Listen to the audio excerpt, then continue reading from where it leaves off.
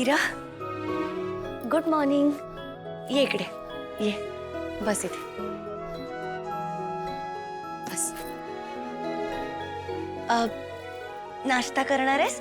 तू थांब, मी तुझ्यासाठी दूध आणते. मी हे मेन्शन केलंय की दया काकांच्या हातात सुरा होता, त्यांनी खून केलेला नाहीये. नाही, मला असं वाटतं तुम्ही इकडे या, आपण सविस्तर हा टॉपिक डिस्कस करू प्लीज.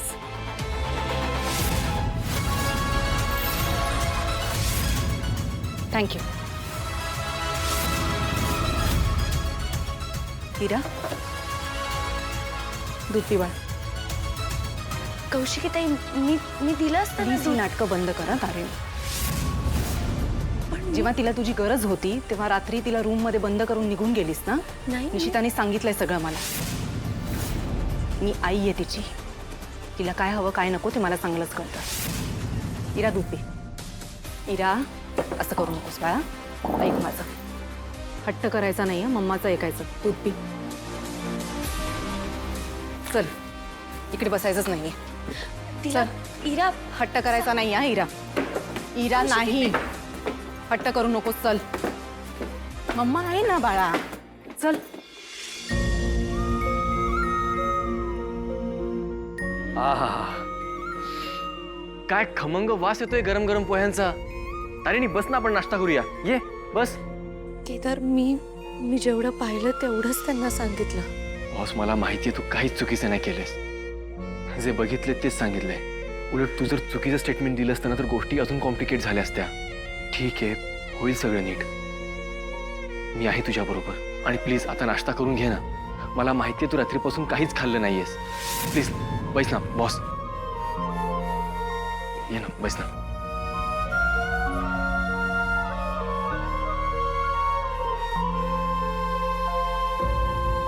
बॉस, प्लीज खाण्यावर नको ना राग काढू.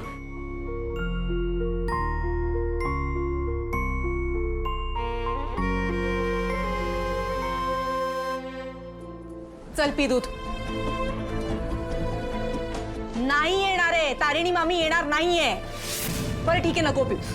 दूध नको पिऊस, उपाशी राहा. मी तुला अजिबात फोर्स करणार नाहीये. उपाशी राहा, भरवणारच नाही मी तुला. चालेल?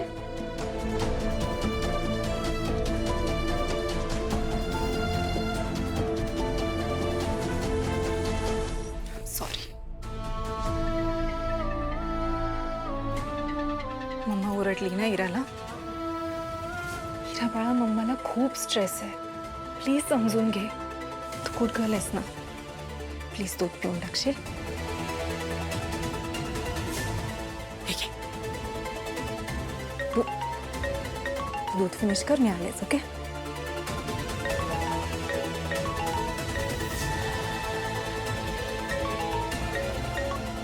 बोल श्वेता. कौशिकी मॅम, इथे खूप मोठा प्रॉब्लेम झालाय. आता काय झालंय? मॅडम, तुमच्या काकांची न्यूज कंटिन्युअस सगळ्या चॅनल्सवर फ्लॅश होते आणि आपल्या चॅनलबद्दल बाहेर खूप वाईट बोललं जात आहे. माहीत नाही कसं, पण आपल्या स्टाफला कॉम्पिटिटर्स करून ऑफर्स येतात जॉबच्या आणि ते रिझाईन करायचंही बोलत आहेत. That's typical Divyanka behaviour. Opportunist, self centred आणि सेल्फिश बाई आहे ती. मॅम, मला खरंच कळत नाही मी कसं हे सगळं हँडल करू. आधी तू एक काम कर, कोणाचीही रेजिग्नेशन एक्सेप्ट करायची नाहीये तू. कळतंय? या, ओके मॅम. लिसन गाईज. दिव्यांका. बॉस, एक मित्र म्हणून सांगतोय, दयानंद खांडेकरांच्या केसपासून ना तू जेवढं लांब राहशील तेवढं चांगलं तुझ्यासाठी. हे बघ, उगाच काही कमी जास्त झालं ना तर सगळा ब्लेम तुझ्यावर येईल. पण त्यांनी मला जे काही सांगितलंय ते सगळं जर खरं असेल तर. किती रेजिग्नेशन चालले श्वेता? 60% स्टाफनी रिझाईन केलंय. श्वेता, प्लीज तिकडची सिच्युएशन हँडल कर. मी 10 मिनिटात पोहोचते. या. ओके, या. ताई, काय झालं? मला खरंच कळत नाही काय चालू आहे. 60% एम्प्लॉईजनी रेजिग्नेशन दिले आणि हे सगळं कंपनीसाठी खूप घातक आहे. केदार, असं अचानक? कारण काय आहे? दया काकांबद्दल मार्केटमध्ये ज्या अफवा पसरल्या आहेत त्याच्यामुळे झालं हे सगळं. एमएनएनची बदनामी झाली या सगळ्यामुळे. ॲक्च्युली मला चॅनलमध्ये जाऊन कळेल की खरी परिस्थिती काय आहे. I love to go. ताई मी पण पोहोचतो ऑफिसला. लवकर ये प्लीज. हो. आणि इरापासून लांब राहा.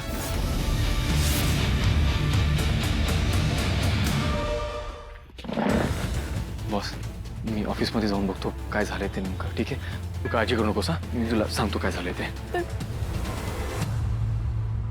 दयानंद सरांनी जे केलंय ना त्यानंतर MNN वाचवणं कौशिकी मॅडमना सुद्धा पॉसिबल नाहीये. आता ना आपण आपला विचार करायला हवा. चॅनल बंद पडला ना तर आपण प्रॉब्लेममध्ये येऊ आणि नंतर जॉब शिफ्ट करायला पण प्रॉब्लेम होईल. मुलाची फीस, घराचा हप्ता. मला तर समजतच नाहीये. घराच्या सगळ्या जबाबदाऱ्या आहेत, कसं करायचं? ए दार बंद. ए झोपलायस का? दार बंद कर. कोणी आधी आला नको. दार बंद करून घ्या आधी. रेजिग्नेशनचा प्रिंट काढायला सांगितलं. सर युवराज हे बघ, शांत हो. तू मला शिकवू नको काय करायचं आणि काय नाही ते. तू शांत राहा, कळला?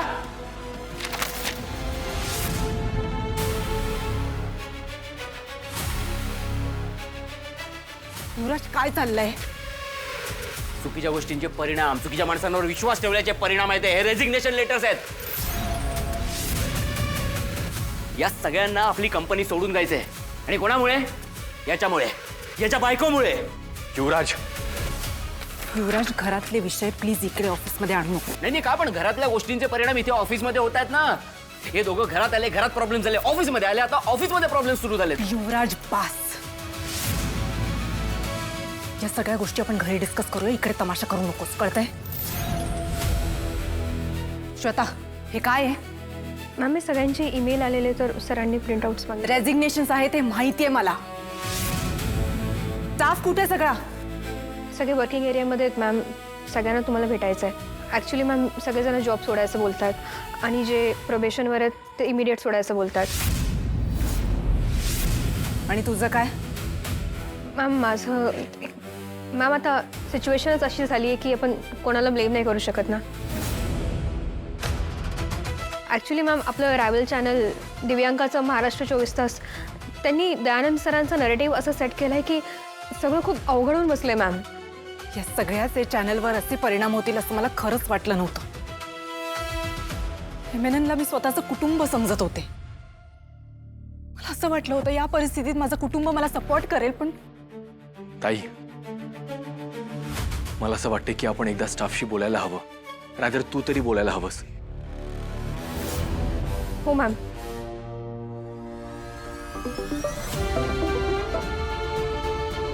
तारिणी मला माहितीये तू का फोन केलायस, पण बाकी सगळं नंतर सांग, पण आधी सांग तू ठीक आहेस ना? मी ठीक आहे. जरा गडबडीत आहे. काम होतं ग. करू का नंतर फोन तुला? कामाची गडबड संपेल ग, पण मनात जो गोंधळ चालला त्याचं काय करशील? अगं आजी आहे मी तुझी. तुझी ही अवस्था माझ्यापेक्षा जास्त कुणाला कळणार आहे?